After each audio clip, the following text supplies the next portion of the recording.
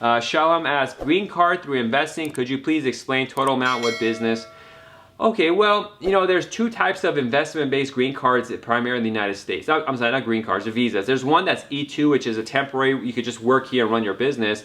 The green card is if you invest a large sum of money, I can't remember the exact dollar amounts, but let's say $1 million or more.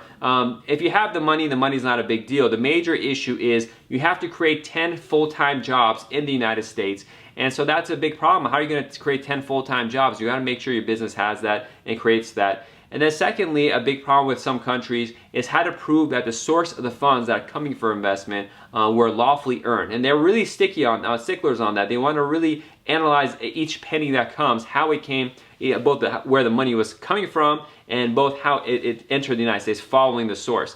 Now, if you were working in Germany for many years and you're paying taxes and you just wire transfer the fees, the investment from Germany to US, that's easy. But you might have a country, where you had a piece of property 20 years ago, you sold it, and then you want to send the money here, but your country has sanctions. It's hard to get the money out, for example. Or from China, where it's hard to get the money out.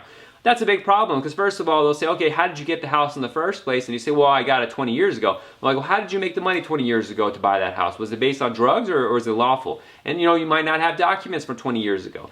And then secondly, how are you going to send the money out? So that's just one aspect, source of funds. Another is the job, 10 jobs you create. What is the business you create? So it's a really complex thing. The essence of it is you take a large sum of money, invest it, create a business, create full-time jobs, or if a company's going out of business, save full-time jobs. That's a 2-second version of it. But really, if you are interested in something like this, you should consult with an attorney in private and have a long consultation to see exactly what you're doing, what your plans are, where your money was earned, what your personal background is. And so those could be issues right there. And so you could do that. That's what I'd recommend. Now, I want to ask, can you pool money from investors? I think the money has to be yours. So, if someone's going to do an EB-5 Investor Program, the money that they invest in the U.S. company to create the U.S. company or purchase it or whatever has to be from the applicant. So if they pull money from investors, that's not really their money. If the investors gift the money, then that's fine. But if they loan it, there's sort of loan issues that come involved if you're loaning the money. That's much more complex. I'm not going to talk about here. Just give me a holler or I'll connect you with a specialist, EB-5, that can help you with that.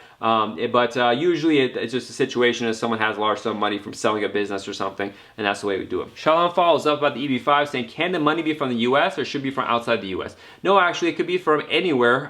For example, we've had cases where someone's rich uncle in the U.S. gifted the money to a foreign national. The uncle does have to source their funds still and prove how they earned it, how they gave it to them, and document that it's a gift. There's gift taxes, and you paid all this kind of stuff. It's complicated, but the location of the money doesn't matter. It's just that it's a lawfully earned money, and it's in the possession, ownership, and control of the applicant, the person requesting the visa, who then gives the money to the business or invests it in the business.